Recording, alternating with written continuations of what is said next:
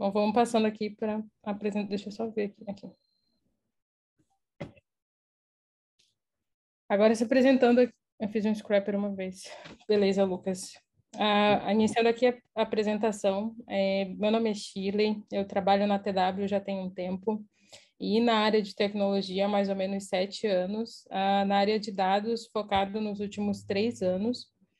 Eu atuo como pesquisadora da Universidade lá do Rio Grande do Sul, Universidade Federal do Rio Grande do Sul, e a minha área de pesquisa é computação intensiva e Big Data.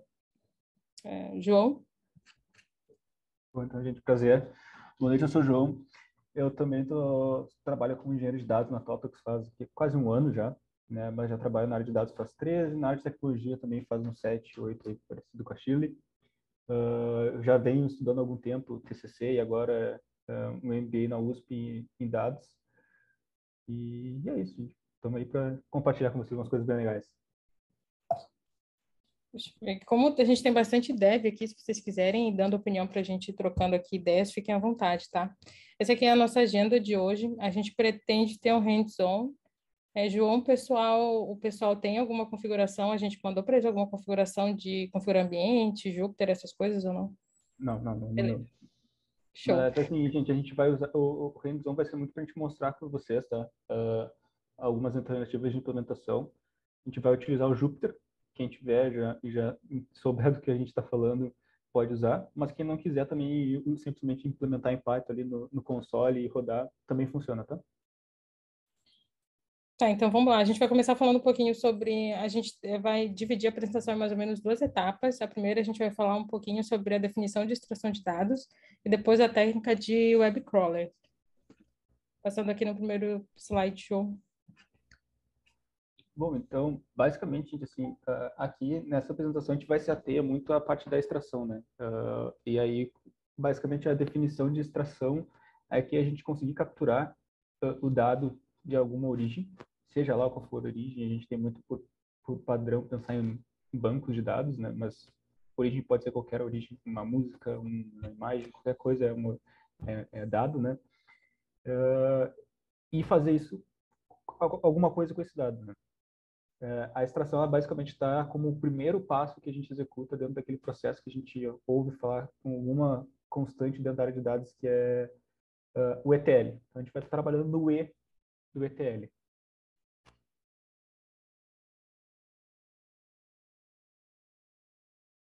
Né? Então, o que acontece? Dentro desse contexto do ETL que a gente quis trazer para vocês, né? Então, normalmente isso fala assim, a gente tem a extração, a transformação e o carregamento, né? Que é as etapas do ETL partindo de um dado.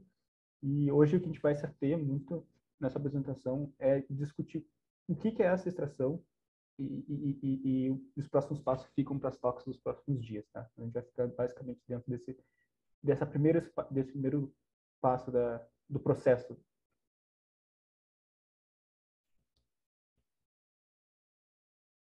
Então, gente, vamos pensar na extração. Extração assim, é tudo igual. Não, tá? Existe basicamente 3 principais tipos de extração que a gente pode realizar desses dados, né? E cada uma dessas tipos de extração tem um objetivo por trás, alguma razão pelo qual eu utilizo aquele tipo de extração, né? Então, hoje a gente tem a extração por notificação de atualização, uma extração incremental, e elas são muito parecidas, a gente vai mostrar a diferença para vocês, e uma extração completa, né?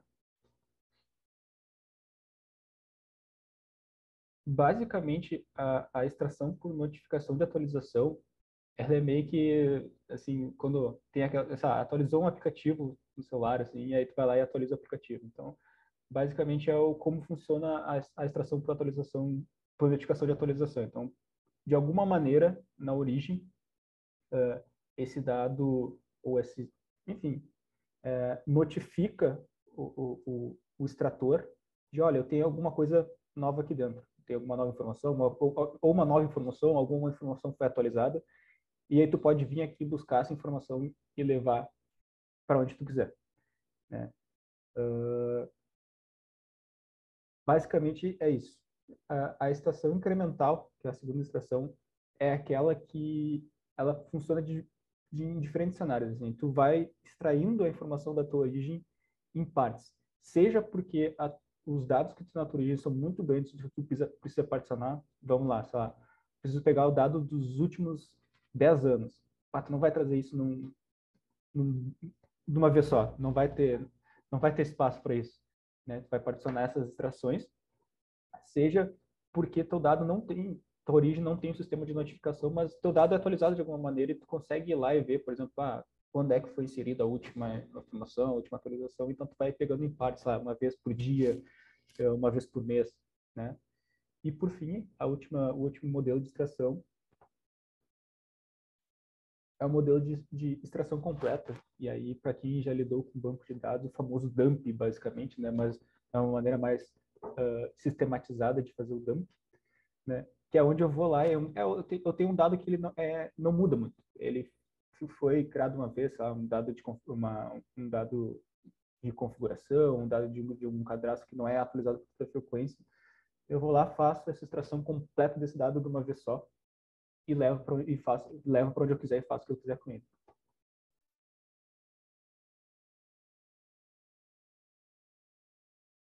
Tá, vamos dar seguimento agora para uma das técnicas que a gente tem de extração de dados, mas agora falando ali especificamente da internet. Algumas pessoas ali falaram que já fizeram scrapping. Deixa eu ver, acho que foi o Jorge Mendes, que, não, enfim. Falando um pouco aqui agora sobre a técnica de web crawler, o que seria essa técnica? Quando a gente pensa na internet, a gente sabe que a gente tem uma vastidão de documentos, de mídias disponíveis na internet. E quando a gente faz uma busca, por exemplo, no Google, o que é ativado por debaixo dessa busca que a gente faz, numa camada abaixo, é o web crawler que a gente fala. Por exemplo, pensando no Google, quando a gente faz uma busca lá no Google de um tema específico, existe o web crawler do Google, que a gente chama de o Googlebot, né, João? Acredito que é essa a tecnologia que eles usam lá. Então, o que acontece? Quando a gente, o que que esse bot deles faz? Ele basicamente faz uma varredura do conteúdo que tem na internet, e depois ele faz uma storage indexado dessa informação num banco de dados. Todo mundo aqui sabe o conceito ali bem de indexação?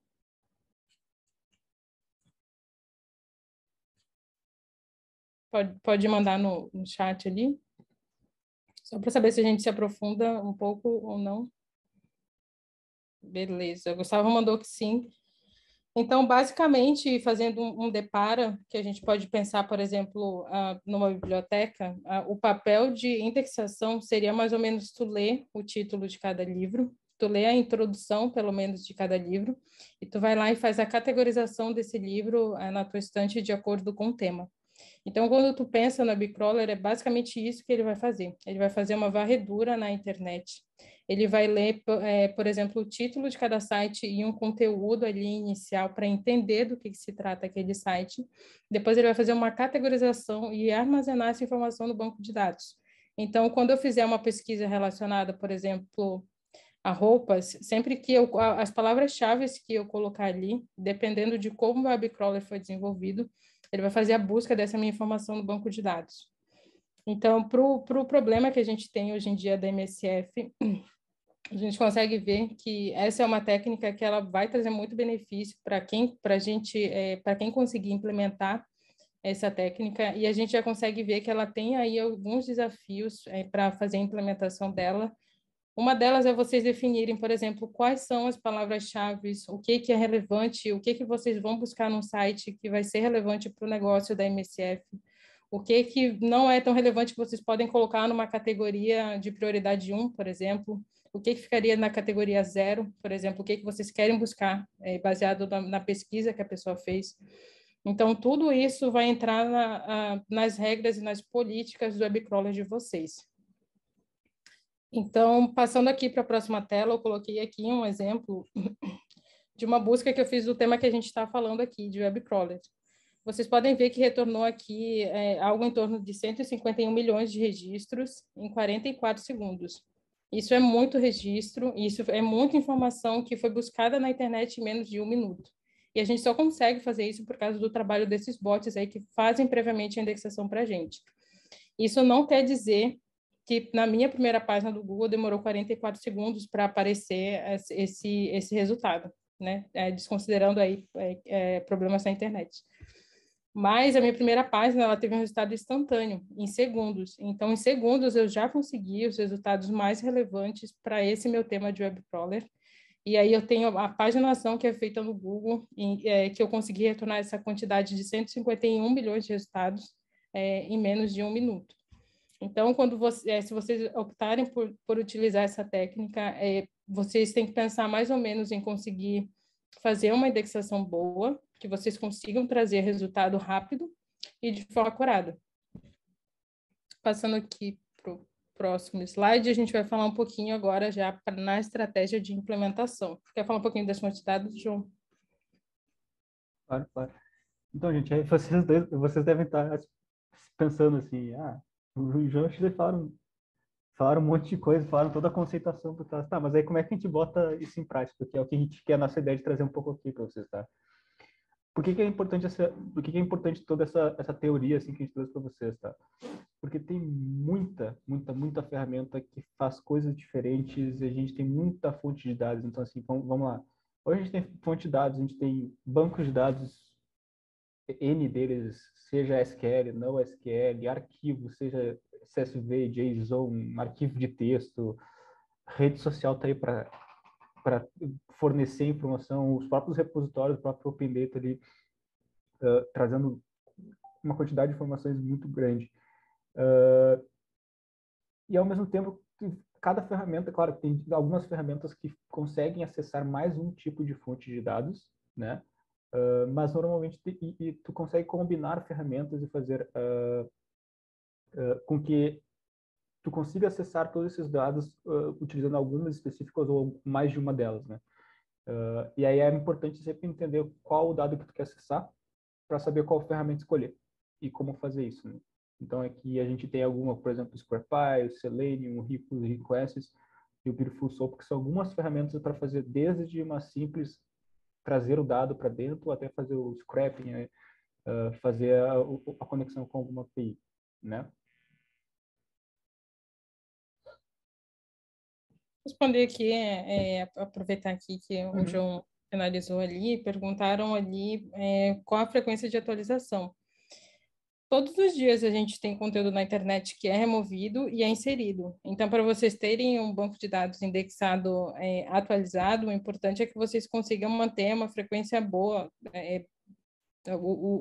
A definição que vocês conseguirem manter o menor intervalo de atualização por esse banco de dados seria melhor, né? Para vocês conseguirem ter um resultado sempre apurado ali, porque daqui a pouco tu pode retornar uma página que já foi removida, ou então deixar de recuperar uma que está lá ranqueada, né, ou que foi inserida. Eu poderia repetir o nome das ferramentas. Boa, então, Felipe, a gente tem ScrapEye em Python para fazer web scraping, web crawling de páginas. A gente tem o Beautiful Soup também, que serve para isso. O Selenium também faz isso. O Requests é basicamente para fazer requisições API, né? Para poder extrair dados de APIs. A gente vai ter pandas para fazer pandas e a próprio CSV do Python para fazer leitura de CSVs. O próprio JSON do Python para poder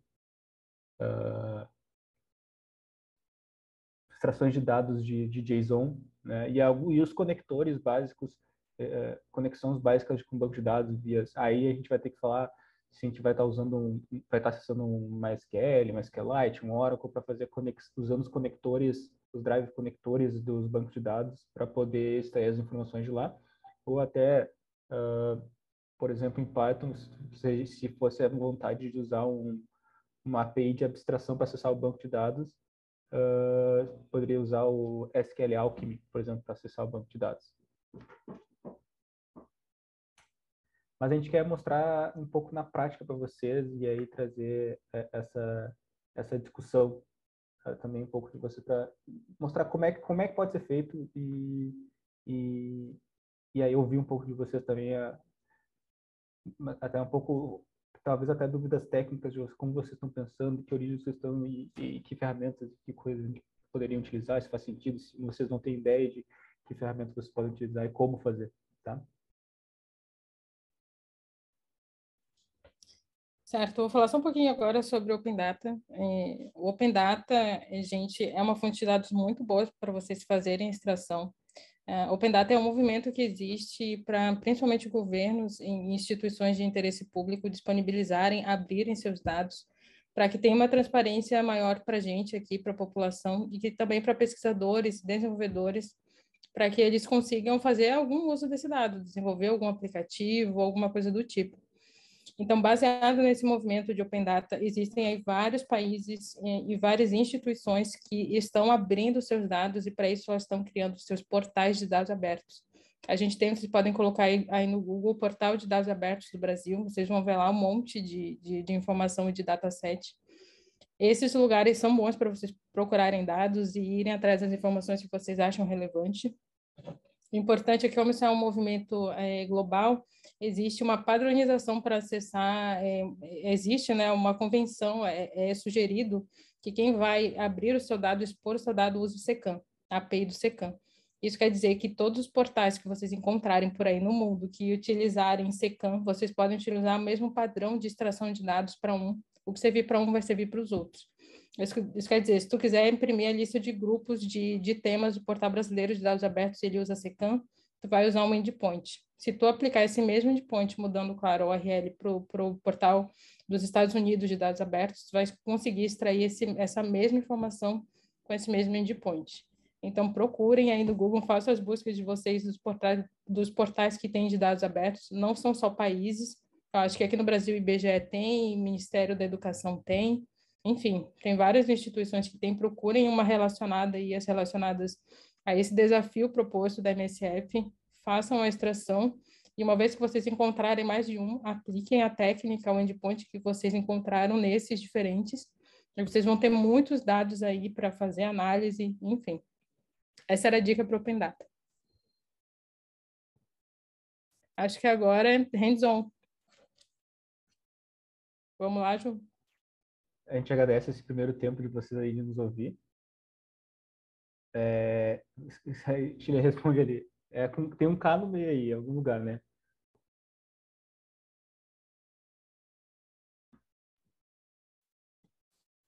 Esse nome, API do SECAM. Tá, vários países utilizam. Eu vou mandar, deixa eu pegar para mandar. Eu vou parar de compartilhar aqui, tá? Eu vou pegar o endereço e mandar aqui para vocês. Eu vou compartilhar aqui daí.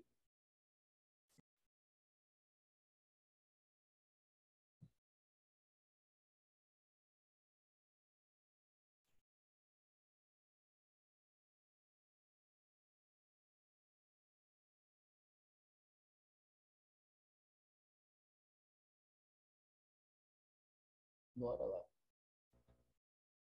Todo mundo enxergando meu Júpiter? Sim. Boa. Gente, de novo, para deixar claro, aqui a escolha pela utilização do Júpiter como IDE de desenvolvimento foi mais por uma praticidade para apresentação mesmo, tá? Tudo isso que a gente pode, tudo isso que a gente vai mostrar aqui para vocês, vai apresentar, pode ser usado em qualquer IDE e ser colocado dentro de, enfim, dentro dos produtos que vocês vão construir de software, né? Não precisa, não está preso ao ter que utilizar o Jupyter para poder usar algum dessas ferramentas que a gente vai mostrar para vocês. Tá? Primeiro ponto, todo mundo está confortável com o conceito de API? Que, assim, nesse primeiro exemplo, a gente quer mostrar para vocês, e aí só um tweet tão rápido, o Lucas respondeu, mas muitos dados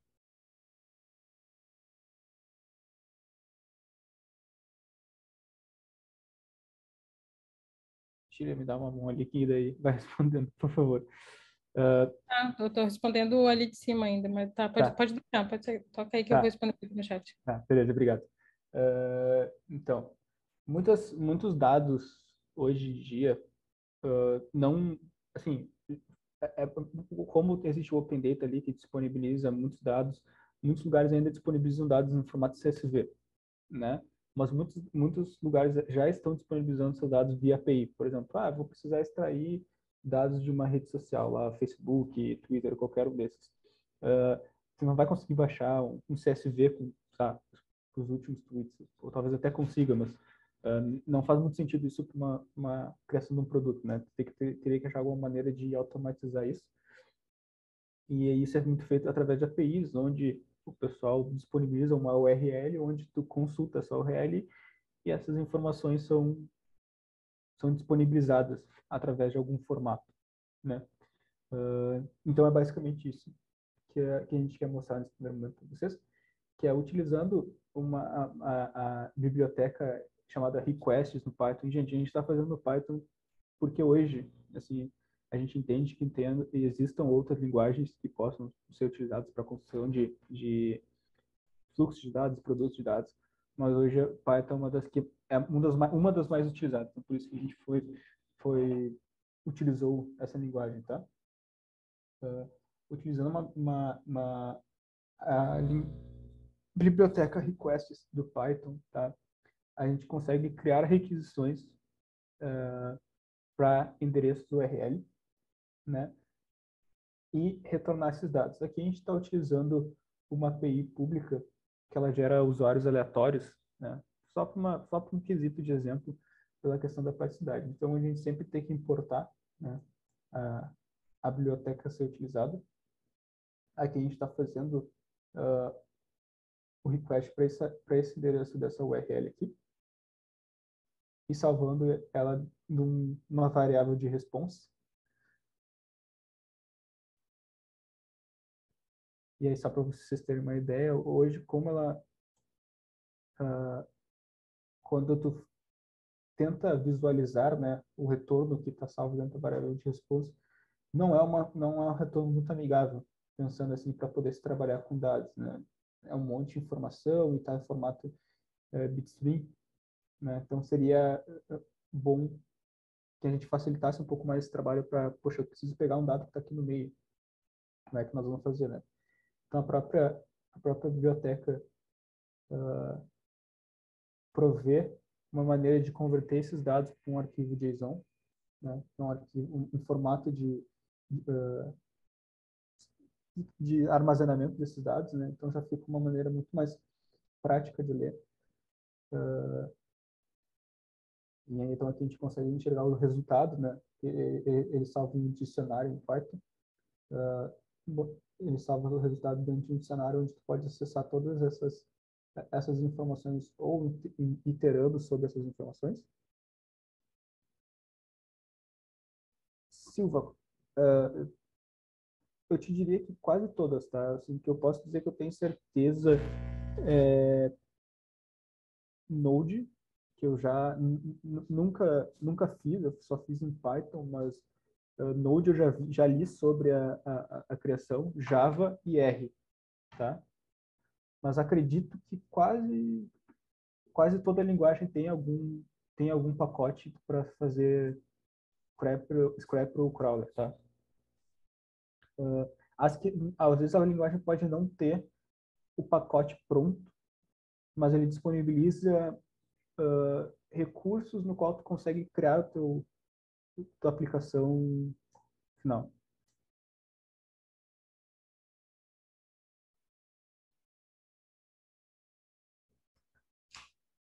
Perfeito, tá. Então aqui a gente tem o dicionário mostrando os resultados, né? Formatados em JSON, ou seja, um formato muito mais fácil de se trabalhar, né? Os dados, pensando numa execução onde aqui a gente fez uma requisição, mas daqui a pouco vai acontecendo várias requisições ao mesmo tempo, tu vai ter que pegar dados de uma maneira mais rápida, mais recorrente, né? E aqui, por exemplo, se a gente quisesse fazer o acesso por exemplo, eu quero saber aqui o location, a localização. Então, eu tenho uma maneira fácil de acessar que seria... Aqui eu estou acessando direto na mão, né? Tô pegando o item results, o primeiro item da lista que ele retorna e pegando o item location dentro do conjunto de itens que está dentro do primeiro item de results, né? Daí ele me traz todas essas informações e aqui tranquilamente poderia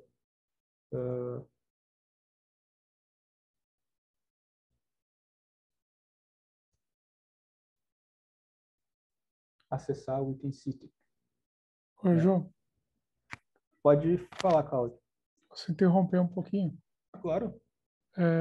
Eu achei muito interessante essa ideia do crawler, é, Perfeito. porque eu faço web scraping bastante e isso me dá bastante trabalho para ficar atualizando as aplicações que está fazendo scrap.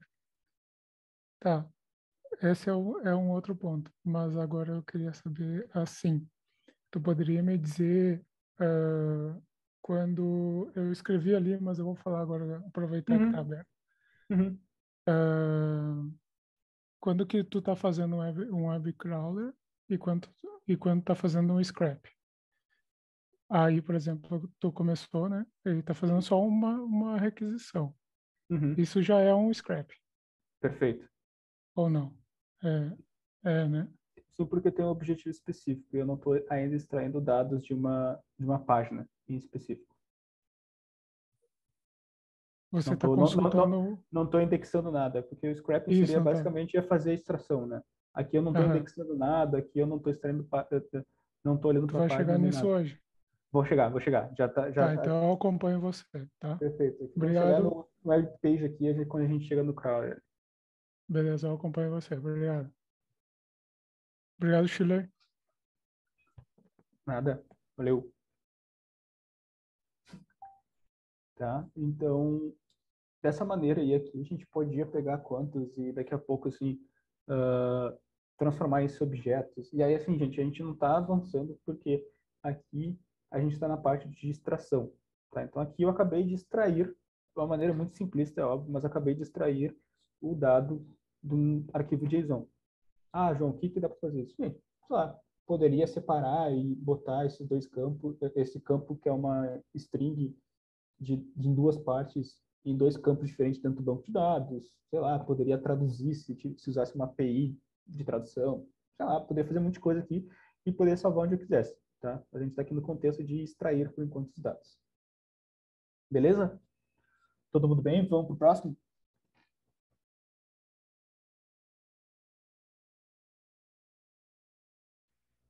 Uma coisa muito comum, tá? CSV. Ali, então, onde tem vários lugares que... Tá aqui o CSV. Quero... Fiz lá no, sabe, daqui a pouco o órgão público, a empresa, faz já a compilação dos dados em CSV e disponibiliza essas informações em CSV. E é isso que vai ter, não cria uma API e tá tudo bem, tá?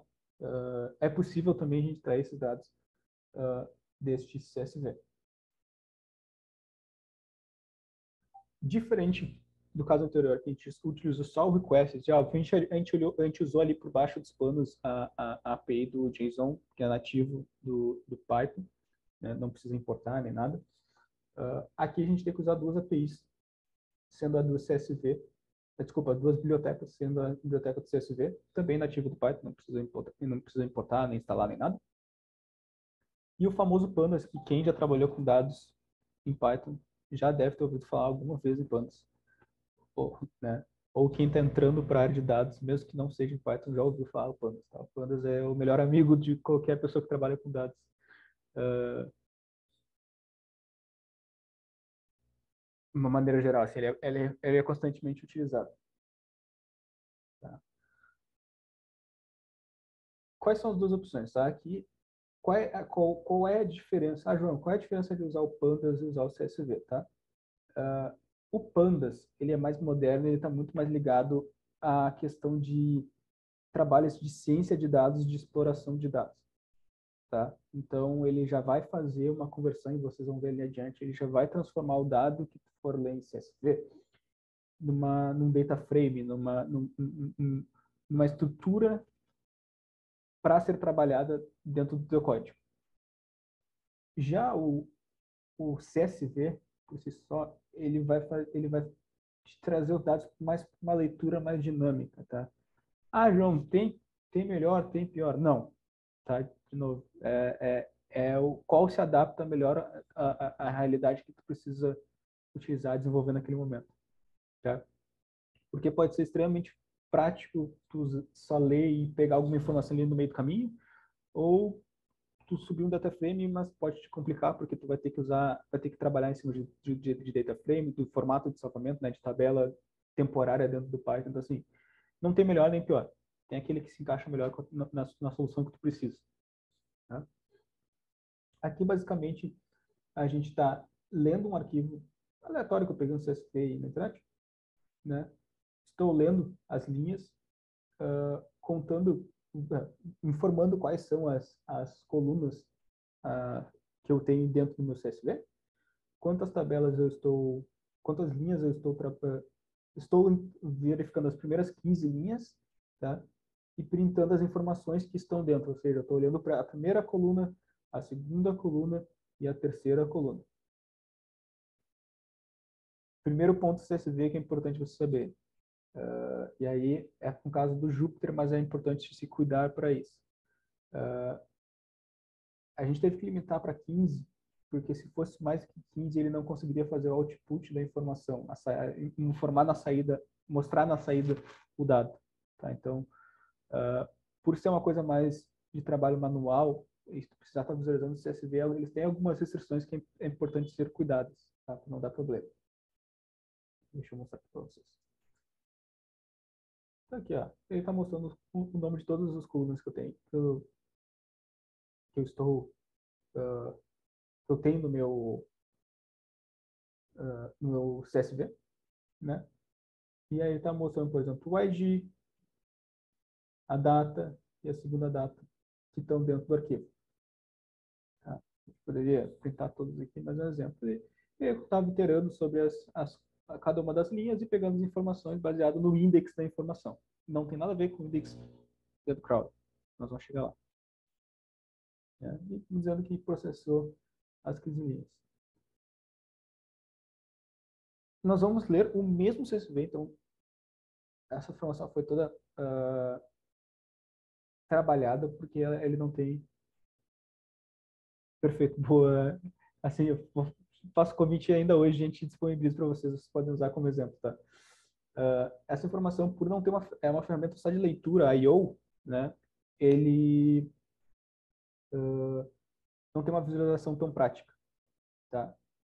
Já o Pandas, vocês vão ver agora, que ele já formata, já fica muito mais fácil a visualização e trabalha com dados, tá? Então, aqui ele já me trouxe todas as colunas e todas as informações que estão aqui dentro nesse formato que parece coluna de uma tabela de um banco, né? Mas é um data frame que a gente chama, para quem já conhece e para quem não conhece. Um data frame que é um formato onde ele salva esses dados, né? Não vai entrar nas peculiaridades do Smelan, que eu acho que não cabe aqui. Eu acho que nas mentorias lá, se tiver dúvidas, a gente pode tirar. Por ser uma biblioteca um pouco mais robusta para trabalhar com dados, por exemplo, aqui a gente consegue vir e listar, por exemplo, todas as colunas que eu tenho disponível no meu CSV. E trabalhar em cima delas, se eu tiver que renomear, por exemplo, fazer alguma coisa nesse sentido. E até mesmo aqui, nesse caso aqui, a gente está filtrando. Claro, aqui, assim, esse arquivo tem mais de 100 mil linhas, tá? Então, por isso que ele está escondendo algumas delas. Mas aqui ele está mostrando as 5 primeiras e 5 últimas linhas, filtrados pela coluna sintomas. Até esse, se eu não me engano, esse CSV é de registros de sintomas do Covid. Até. Quis tentar trazer um pouco da realidade daqui a pouco para vocês, de uma coisa que vocês podem, de alguns dados que vocês podem utilizar. E aí o céu é o limite, tá? Tem bastante opções de funções dentro para poder se utilizar e brincar e trabalhar os dados como se precisa. Beleza? Vamos para o próximo?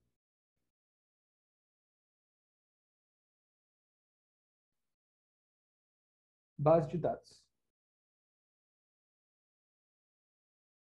Não sei se vai ser o caso do hackathon, tá? Mas volta e meia a gente precisa pegar dados que estão dentro do banco de dados. É só as nossas empresas que a gente trabalha, tem banco de dados, tem que levar de um lado para o outro, fazer alguma coisa nesse sentido, e a gente precisa conectar, tá?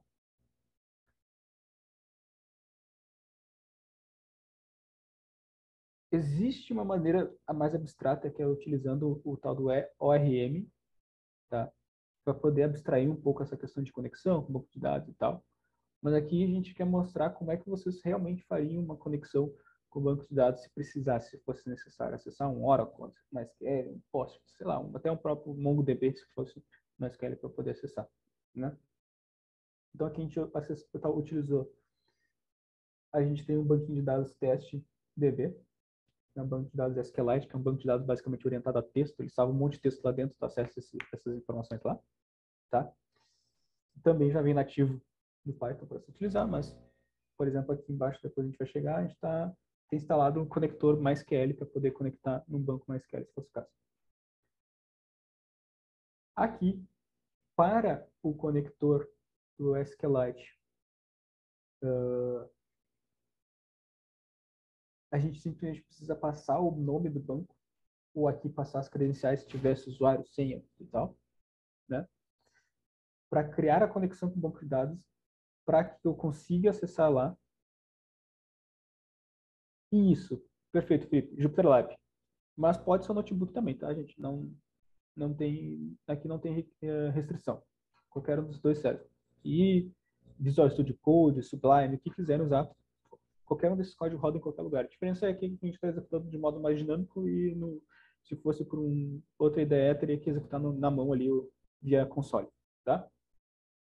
A gente já tem populado algumas informações dentro desse banco de dados, mas então eu criei meu conector, ou seja, agora eu consigo operar dentro do meu banco de dados no SQLite, né? E, por exemplo, executar um SQL para uma consulta SQL, um script SQL, para extrair ID, nome, endereço, salário de uma tabela que tem lá dentro chamada empresa. Então eu trouxe aqui, formatou bonitaço. Aqui eu só vou mostrar para vocês no intuito de ter um código padrão, tá? Porque teria que ter configurado mais SQL, teria que ter mais coisas assim. Mas, tá, mas João, e como é que funciona para um banco que não seja orientado a texto dentro do meu, né? Provavelmente vocês, pode ser que precisem. Existem vários conectores aqui, então a gente está usando, deixa eu até mostrar aqui no requirements para vocês. A gente está usando o MySQL Connector Python, mas existe o PyMySQL, por exemplo, e cada banco de dados tem seu conector, né? Onde a gente simplesmente importa esse conector para dentro, né? Se cria a conexão da mesma maneira que a gente criou a conexão aqui em cima e só passou o nome porque o banco está dentro do meu diretório de arquivos aqui do meu projeto. Mas é que eu estou passando, meu banco está no endereço tal, o banco que eu quero acessar é o, sei lá, usuários, e o usuário é a senha para acessar o banco. E aí a gente já consegue conectar e operar em cima dele, usando os cursores para executar as consultas e tal. Então, assim, é bem simples fazer isso, tá? Tudo de boa? Vamos pro próximo?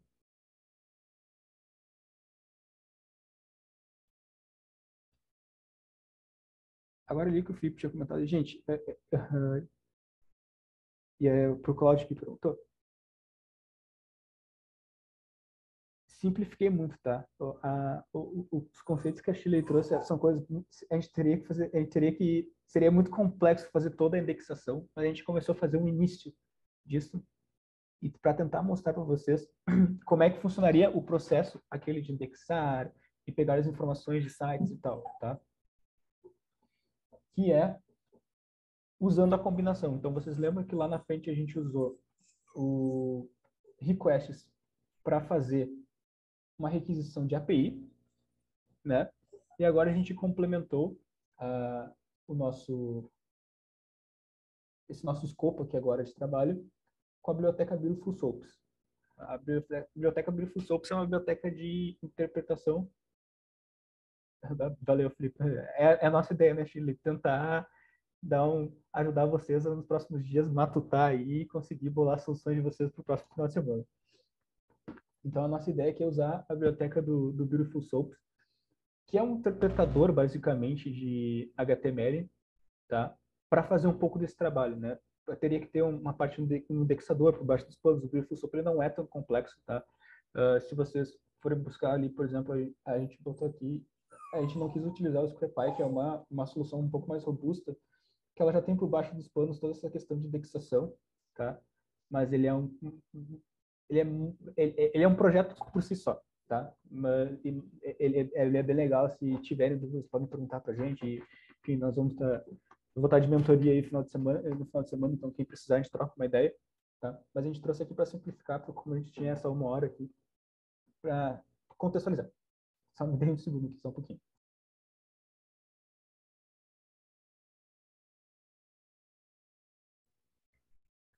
Tá?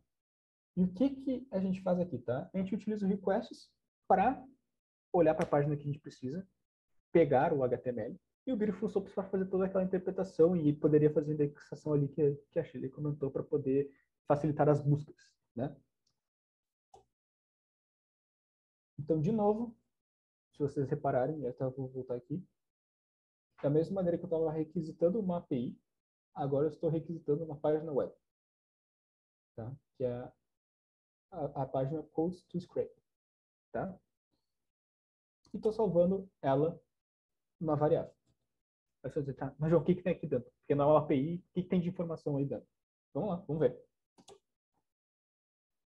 Um HTMLzão todo desformatado. Aí vocês vão olhar para mim e para falar, mas gente, pelo amor de Deus, como é que a gente vai usar isso aí para poder indexar? Exato, o source puro. Como é que vocês querem que eu indexe, que eu faça tudo isso aí com esse HTML todo aí? Vamos lá. Essa biblioteca do Beautiful Soap, ela te permite executar a partir do conteúdo que tu extrai o parser. Então, vamos converter. Eu sei que o que eu estou extraindo é um HTML, vamos converter isso de um HTML, de um bitstream maluco, por um HTML para conseguir ler e explorar isso, tá? Então, ele tem até o próprio HTML parser aqui. E aí, agora, para as pessoas que gostam de coisas organizadas, como eu, aí tem um HTML formatado, legível para as pessoas, né? E legível para o próprio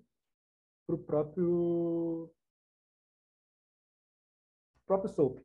Porque além dele ter essa ferramental de poder extrair e trabalhar em cima do HTML, que eu tinha comentado com vocês, ó, o HTML é grande. É um monte, acho que se não me engano, é um monte de pergunta ou piada, alguma coisa assim, é o site. Eu posso executar operações em cima dele. E que aí, exato, isso, exatamente, Cláudio.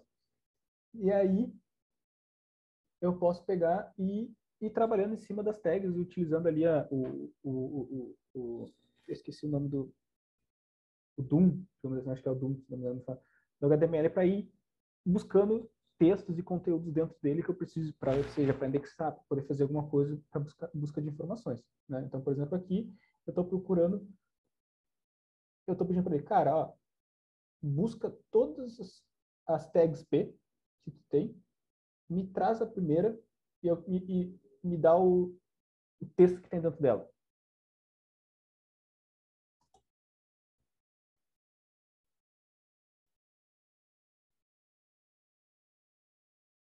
E por baixo dos panos, sim, que é o... Puxa, Felipe, agora tu me pegou. Tem um nome específico que eles usam para isso.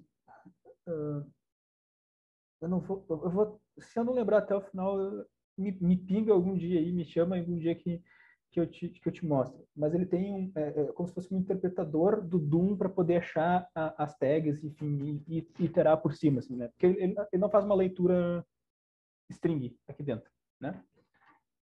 Então aqui, dentro da primeira a primeira tag P que ele achou, o texto que tem dentro dela é login. E E aí o céu é o limite, né? Busca tags que tu quiser, tu pode inserir aqui, se tu quer a tag com a classe tal, e cria o que tu precisa fazer. Da mesma maneira que, por exemplo, eu quero pegar todas as divs que tem uma tag, as divs que tem um parágrafo. Ele traz uma lista com com a div que tem os parágrafos dentro. E aí também pode brincar aqui dentro com esse tipo de informação. E acho. Então, e por fim, mas não menos importante, tu quer que eu execute aqui, Chico, tu quer executar aí? Eu acho que dá para deixar ali para eles como exemplo ali no repositório. Perfeito. Esse modo é basicamente como dois exemplos de como vocês podem fazer requisição para diferentes portais de dados abertos utilizando o mesmo endpoint.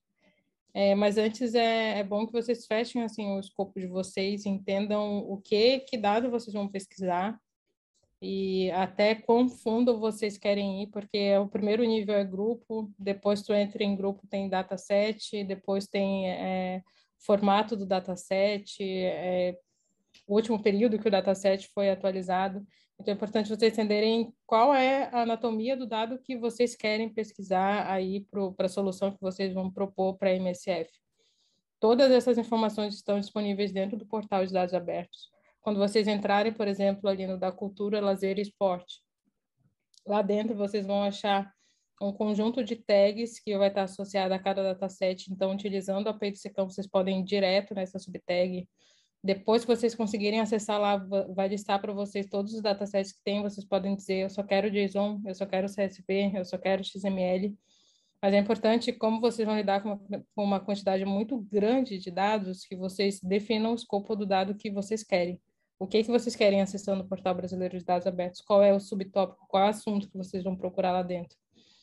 Feito isso, é implementar ali os endpoints conforme a documentação ali que tem da API do Secam e aplicar aonde vocês acharem que deve aplicar.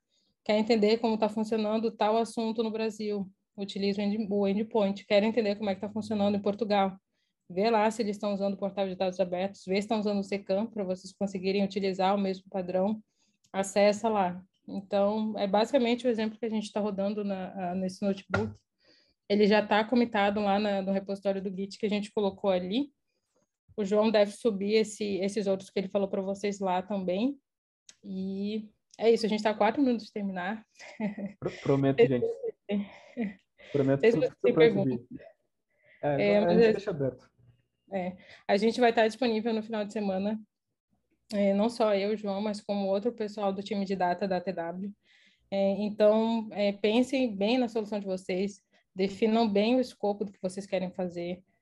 Depois que vocês definirem qual a anatomia do dado, qual a frequência de atualização, da onde que vocês querem tirar, como vocês querem fazer, aí vocês começam a pensar na solução, na parte técnica do produto, porque também não adianta vocês utilizarem nenhuma dessas técnicas de extração e não saberem o que vocês querem fazer, por que vocês querem fazer e como, né, no final das contas, porque daqui a pouco vocês entregam uma solução lá para o pessoal da MSF e não é o escopo do que eles estavam querendo, esperando.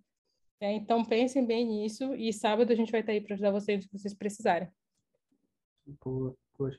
É importante, as sugestões, tá? Como eu falei para vocês, a gente trouxe aqui sugestões que podem se encaixar dentro da solução que vocês querem fazer, existem outras ferramentas, mas reforçando o que a Shirley falou, assim, não adianta, não façam aquilo de sair codando solução de extração de vocês sem entender o que vocês precisam pegar, tá?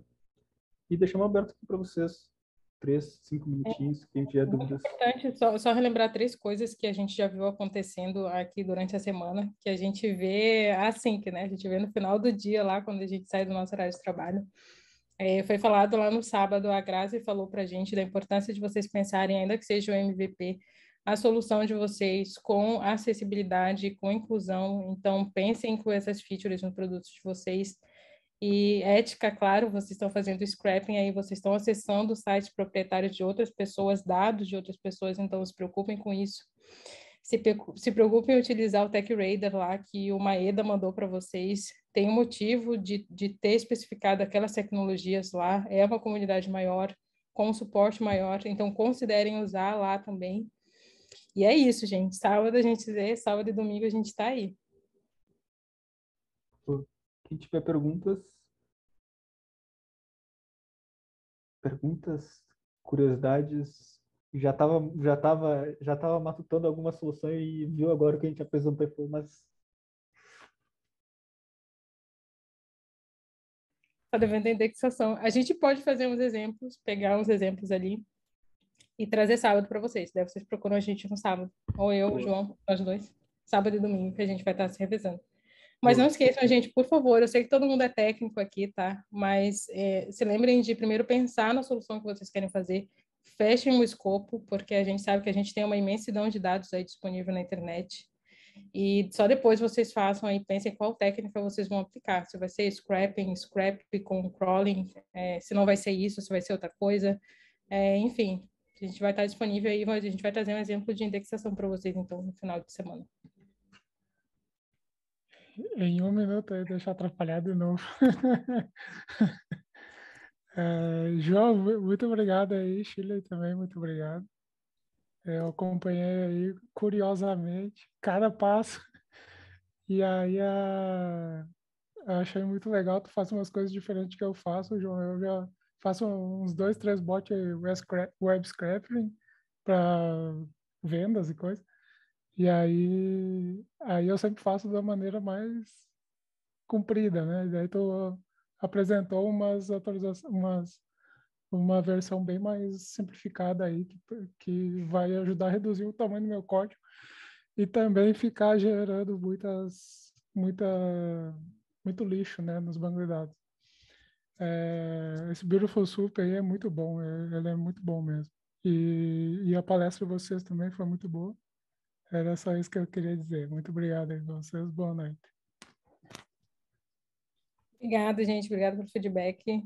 E agora, João, como é que a gente para aqui essa gravação? valeu, eu paro aquilo agora. Obrigada, gente. Boa noite para vocês. Valeu, gente, boa noite.